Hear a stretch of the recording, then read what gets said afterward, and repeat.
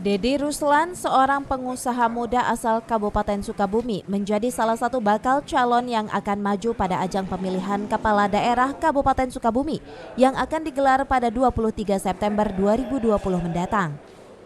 Saat ini Deddy Ruslan terus melakukan lobi terhadap Partai Persatuan Pembangunan Kabupaten Sukabumi agar nantinya partai berlambang Ka'bah ini bisa menjadi perahu tempatnya melaju ke Pilkada Kabupaten Sukabumi. Dari internal Partai P3 sendiri sebenarnya terdapat nama kader yang kuat untuk maju dalam Pilkada Kabupaten Sukabumi, yakni Yusuf Fuad.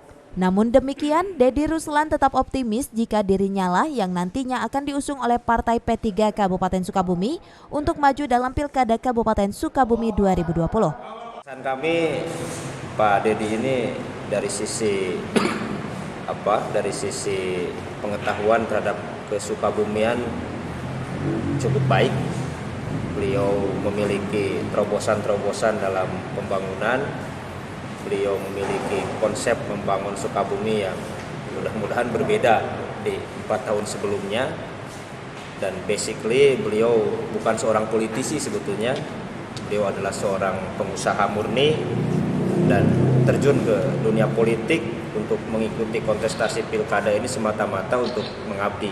Silaturahmi buat saya sih intinya sama gitu kan ya.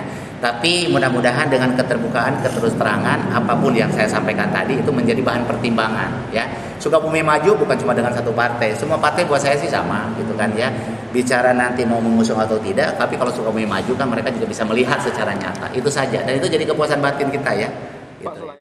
Sementara itu Yusuf Fuad sebagai kader terbaik di internal DPC P3 Kabupaten Sukabumi mengaku jika dirinya diusung maju untuk ikut kontes Pilkada Kabupaten Sukabumi lantaran menjadi sebuah kewajiban mewakili Partai P3. Dan tentu menjadi kewajiban saya sebagai kader partai yaitu harus siap ya, karena satu mungkin sebuah amanat yang dari partai sendiri, kemudian juga tentu kader-kader yang di bawah PAC, kemudian juga kader-kader partai gitu, itu menghendaki memang muncul salah seorang kader partai untuk dicalonkan di pilkada.